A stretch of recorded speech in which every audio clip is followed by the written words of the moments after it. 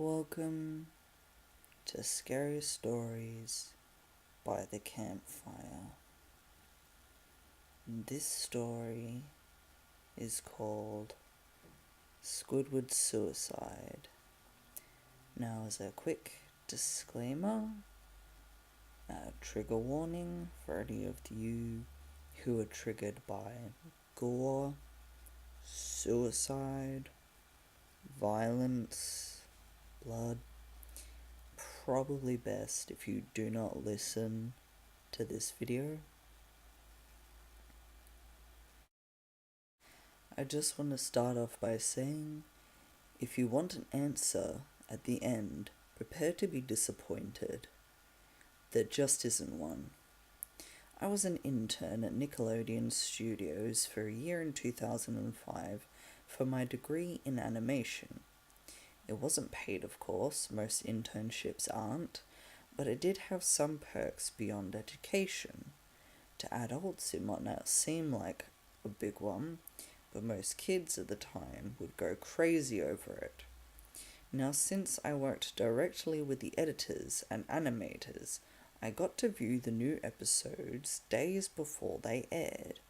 I'll get right to it without giving too many unnecessary details. They had very recently made the SpongeBob movie, and the entire staff was somewhat sapped of creativity, so it took them longer to start up the season. But the delay lasted longer for more upsetting reasons. There was a problem with the series 4 premiere that set everyone and everything back for several months. Me and two other interns were in the editing room along with the lead animators and sound editors for that final cut. We received the copy that was supposed to be Fear of a Krabby Patty and gathered around the screen to watch. Now, given that it isn't yet final yet, animators often put up a mock title card. Sort of an inside joke for us, with phony, oftentimes lewd titles such as How Sex Doesn't Work instead of Rockabye Bevolve, when SpongeBob and Patrick adopt a sea scallop. Nothing particularly funny, but work-related chuckles. So when we saw the title card, Squidward's Suicide, we didn't think it more than a morbid joke. One of the interns did a small throat laugh at it. The happy-go-lucky music plays as normal. The story begins with Squidward practicing his clarinet, hitting a few sour notes like normal. We hear SpongeBob laughing outside Squidward's. Squidward stops yelling at him to keep it down, as he has a concert that night and needs to practice. SpongeBob says okay and goes to see Sandy with Patrick. The Bubble Splash screen comes up and we see the ending of Squidward's concert. This is when things began to seem off. While playing, a few frames repeat themselves, but sound doesn't. At this point, sound is synced up with animation, so yes, that's not common. But when he stops playing, the sound finishes as if the skip never happened. There is slight murmuring in the crowd before they begin to boo him. Not normal cartoon booing that is common in the show, but you could very clearly hear malice in it. Squidward's in full frame and looks visibly afraid. The shot goes to the crowd with SpongeBob in center frame, and he too is booing, very much unlike him. That isn't the oddest thing, though. What is odd is everyone had hyper-realistic eyes, very detailed, clearly not shots of real people's eyes, but something a bit more real than CGI. The pupils were red.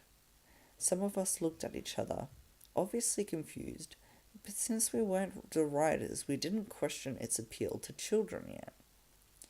The shot goes to Squidward sitting in the edge of his bed, looking very forlorn.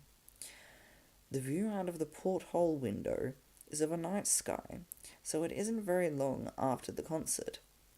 The unsettling part is, at this point, there is no sound, literally no sound, not even the feedback from the speakers in the room.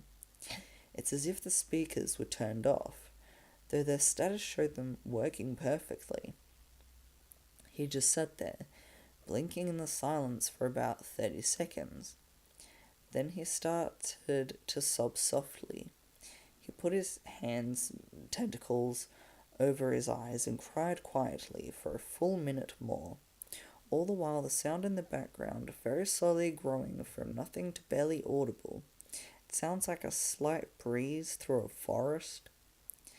The screen slowly begins to zoom in on his face. By slow, I mean it's only noticeable if you look at it shots 10 seconds apart side by side. His sobbing gets louder, more full of hurt and anger. The screen then twitches a bit, as if it twists in on itself for a split second, then back to normal. The wind goes through the tree, sound gets slowly louder and more severe, as if a storm is brewing somewhere.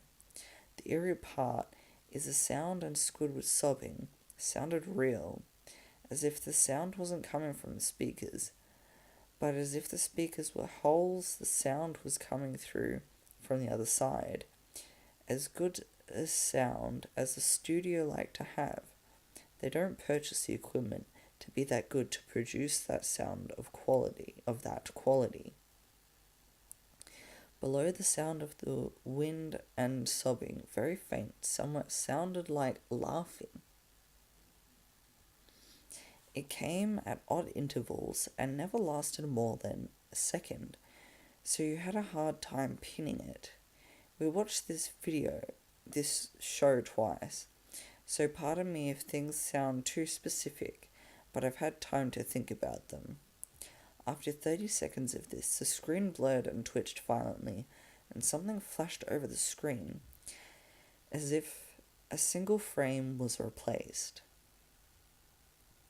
The lead animation editor paused and rewound frame by frame. What he saw was horrible. It was a still photo of a dead child. He couldn't have been more than 6. The face was mangled and bloodied, one eye dangling out of his upturned face popped. He was naked down to his underwear, his stomach crudely cut open, his entrails laying beside him. He was laying on some pavement that was probably a road. The most upsetting part was there was a shadow of the photographer. There was no crime tape, no evidence tags or markers, and the angle was completely off for a shot designed to be evidence. It would seem the photographer was the person responsible for the child's death. We were, of course, mortified, but pressed on, hoping that it was just a sick joke. The screen flipped back to Squidward, still sobbing, louder than before, and half body in frame. There was now what appeared to be blood running down his face from his eyes. The blood was also done in a hyper-realistic style, looking as if you touched it, you'd get blood on your fingers. The wind sounded now as if it were that of a gale blowing through the forest. There were even snapping sounds of branches, the laughing, a deep baritone lasting at longer intervals and coming more frequently after about 20 seconds. The screen again twitched and showed a single frame photo. The editor was reluctant to go back. We all were, but he knew he had to. This time the photo was that of what appeared to be a little girl, no older than the first child. She was laying on her stomach, her barrettes in a pool of blood next to her. Her left eye was too popped out and popped, naked except for underpants. Her entrails were piled on top of her above another crude cut along her back. Again the body was on the street and the photographer's shadow was visible, very similar in size and shape to the first.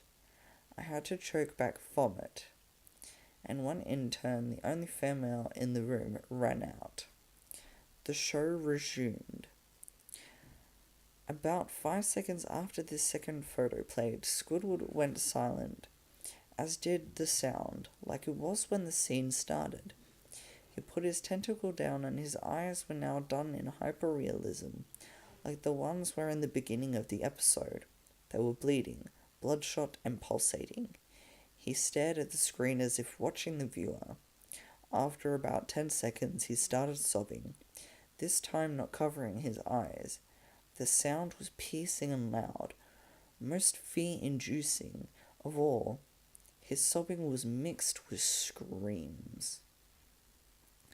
Tears and blood were dripping down his face at a heavy rate. The wind sound came back, and so did the deep voice laughing, and this time, the still photo lasted for a good 5 frames. The animator was able to stop it on the 4th and backed up. This time the photo was of a boy, about the same age, but this time the scene was different. The entrails were just being pulled out from a stomach, wound by a large hand. The right eye popped and dangling, blood trickling down it. The animator proceeded. It was hard to believe, but the next one was different, but he couldn't tell what. He went on to the next, the same thing. He went back to the first and played them quicker, and I lost it. I vomited on the floor. The animating and sound editors gasped at the screen. The 5 frames were not as if they were 5 different photos. They were played out as if they were frames from a video. We saw the hands slowly lift out the guts. We saw the kid's eyes focus on it. We even saw 2 frames of the kid beginning to blink.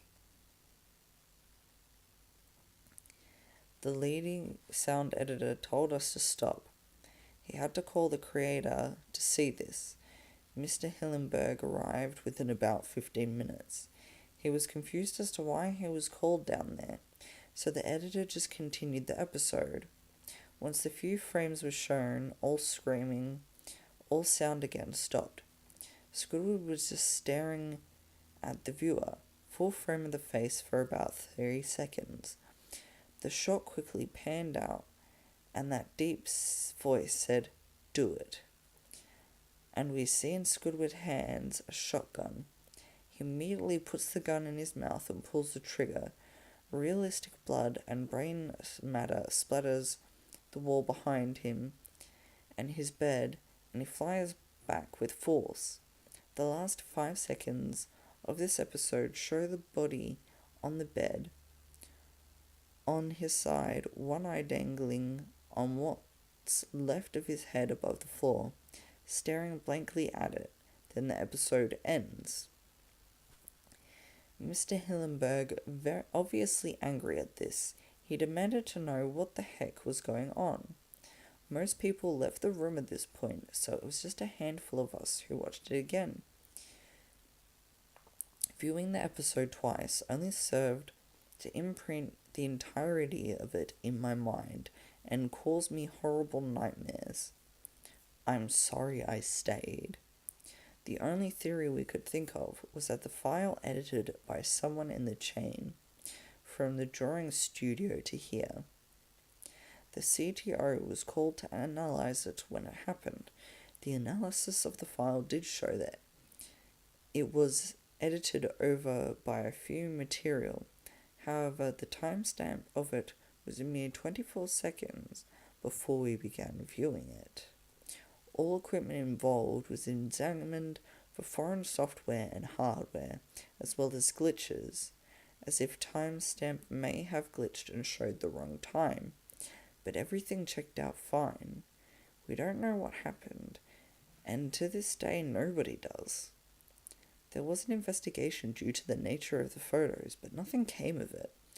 No child scene was identified and no clues were gathered from the data involved, nor physical clues in the photos.